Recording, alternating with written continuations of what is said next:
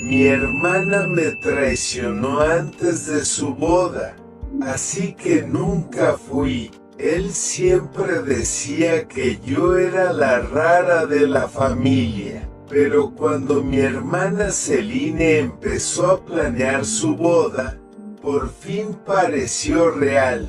Escogió a 12 damas de honor, todas hermanas, excepto yo. Les hicieron vestidos a juego hechos a medida. Incluso nuestra prima lejana Belle tuvo un lugar.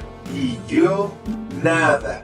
No paraba de decirme a mí misma, es su día, sonríe.